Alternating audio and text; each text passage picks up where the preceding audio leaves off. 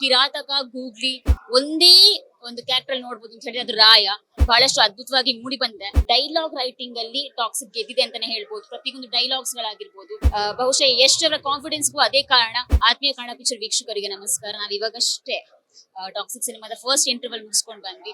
ಬಹಳಷ್ಟು ಅದ್ಭುತವಾಗಿ ಸಿನಿಮಾ ಮೂಡಿ ಬಂದೆ. ಎಸ್ಪೆಷಲಿ ರಾಯನ ಪಾತ್ರ, ಎಲ್ಲರೂ ಈ ಒಂದು ಸಿನಿಮಾದಲ್ಲಿ ರಾಯನ ಪಾತ್ರನ ಯಾವ ರೀತಿ ನೋಡ್ಬೋದು ಅಂತ ಹೇಳಿದ್ರೆ, ಕಿರಾತಕ ಗೂಗ್ಲಿ ಅದ್ರ ಜೊತೆಗೆ ಇದುವರೆಗೆ ಯಶ್ವರ್ ಯಾವ ರೀತಿಯ ಸಿನಿಮಾ ಮಾಡ್ಕೊಂಡು ಬಂದರೆ ಆ ಎಲ್ಲಾ ಸಿನಿಮಾದ ಕ್ಯಾರೆಕ್ಟರ್ ಅನ್ನ ಒಂದೇ ಒಂದು ಕ್ಯಾರೆಕ್ಟರ್ ನೋಡ್ಬೋದು ಅಂತ ಹೇಳಿದ್ರೆ ಅದು ರಾಯ ಬಹಳಷ್ಟು ಅದ್ಭುತವಾಗಿ ಮೂಡಿ ಬಂದೆ. ಅದ್ರ ಜೊತೆಗೆ ಅವರ ಒಂದು ಕಾಸ್ಟ್ಯೂಮ್ ಡಿಸೈನ್ಸ್ ಗಳಾಗಿರ್ಬೋದು ಅಂಡ್ ಪ್ರತಿಯೊಂದು ಸೀನ್ ಕೂಡ ಆಗಿರ್ಬೋದು, ಮೇಕಿಂಗ್ ಎಸ್ಪೆಷಲಿ ಹಾಲಿವುಡ್ ರೇಂಜ್ ಗಿದೆ. ನಯನ್ತಾರಾ ಅವರ ಕ್ಯಾರೆಕ್ಟರ್, ಬಹುಶಃ ನಯನ್ತಾರಾ ಅವರ ಕ್ಯಾರೆಕ್ಟರ್ ಏನಿದೆ ಎಲ್ಲಾ ಆಡಿಯನ್ಸ್ ಗೆ ಕನೆಕ್ಟ್ ಆಗಿರುವಂತ ಒಂದು ಕ್ಯಾರೆಕ್ಟರ್. ಆ ಒಂದು ತಮ್ಮ ಮತ್ತೆ ಅಕ್ಕನ ಬಾಂಡಿಂಗ್ ಆಗಿರ್ಬೋದು, ಆ ಒಂದು ಬಾಂಧವ್ಯ ಆಗಿರ್ಬೋದು, ಈ ಒಂದು ಸಿನಿಮಾದಲ್ಲಿ ಬಹಳಷ್ಟು ಅದ್ಭುತವಾಗಿ ತೋರಿಸಿದ್ದಾರೆ. ಅದ್ರ ಜೊತೆಗೆ ಆಕ್ಷನ್ಸ್ ಬಗ್ಗೆ ಬಹಳಷ್ಟು ಅದ್ಭುತವಾಗಿ ಬಂದಿರುವಂತದ್ದು ಸಿನಿಮಾದ ಆಕ್ಷನ್ ಸೀನ್ಸ್ ಗಳು. ಜೆ ಪೆರಿ ಅವರು ಎಲ್ರಿಗೂ ಗೊತ್ತಿರೋ ಹಾಗೆ one of the most bestest stunt man. ಇದ್ರಲ್ಲೂ ಕೂಡ ಅವರ ಒಂದು ಕೈ ಚಳಕ ಬಹಳಷ್ಟು ಅದ್ಭುತವಾಗಿ ಕಾಣುತ್ತೆ ಕೂಡ. ಆ ಒಂದು ಡೈರೆಕ್ಷನ್ ಆಗಿರ್ಬೋದು, ಪ್ರತಿಯೊಂದು ಆಕ್ಷನ್ ಸೀನ್ಸ್ ಗಳು ಕೂಡ. ಅಂಡ್ ನಾನು ಸಿನಿಮಾದಲ್ಲಿ ಏನಿತ್ತು, ಸಿನಿಮಾದ ಸೀನ್ ಗಳು ಯಾವ ರೀತಿ ಇತ್ತು ಅಂತ ಹೇಳಲ್ಲ, ಬಿಕಾಸ್ ಇಲ್ಲಿ ಬಂದು ಥಿಯೇಟರ್ ಬಂದೆ ಈ ಒಂದು ಸಿನಿಮಾವನ್ನ ನೋಡ್ಬೇಕು, ಅಷ್ಟು ಅದ್ಭುತವಾಗಿ ಮೂಡಿ ಬಂದೆ.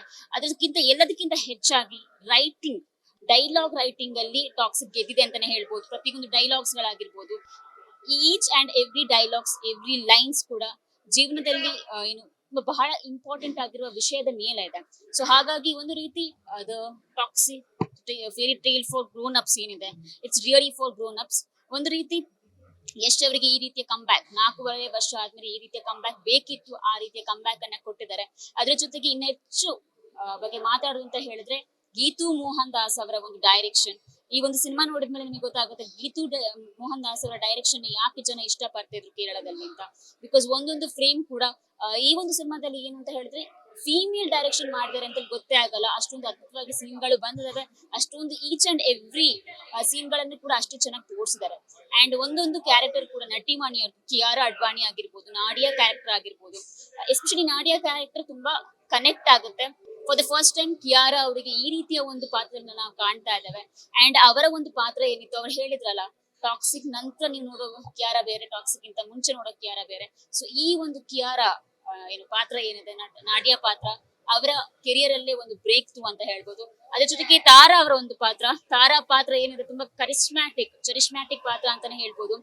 ಒಂಥರ ತುಂಬಾ ಬೇಗ ಕ್ಲಿಕ್ ಆಗುತ್ತೆ ಎಲ್ರಿಗೂ ಆ ರೀತಿಯ ಪಾತ್ರ. ಬಟ್ ಎಲ್ಲ ಒಟ್ಟಾರೆಯಾಗಿ ಟಾಕ್ಸಿಕ್ ಬಗ್ಗೆ ಹೇಳ್ಬೋದಾದ್ರೆ ಎಕ್ಸ್ಪೆಕ್ಟೇಷನ್ಸ್ ಏನಿತ್ತು ಆ ಎಕ್ಸ್ಪೆಕ್ಟೇಷನ್ಸ್ಗೂ ಮೀರಿದ ಒಂದು ಸಿನಿಮಾ ಅಂತಾನೆ ಹೇಳ್ಬೋದು. ಬಹುಶಃ ಎಷ್ಟರ ಕಾನ್ಫಿಡೆನ್ಸ್ಗೂ ಅದೇ ಕಾರಣ. ಬಹಳಷ್ಟು ಅದ್ಭುತವಾಗಿ ಸಿನಿಮಾ ಮೂಡಿ ಬಂದ್ರೆ and each and every character ಕೂಡ ಅಷ್ಟೇ ಅದ್ಭುತವಾಗಿ ಆಕ್ಟ್ ಮಾಡಿದ್ದಾರೆ, ಆ ಒಂದು ಪಾತ್ರನ ಜೀವಿಸಿದ್ದಾರೆ.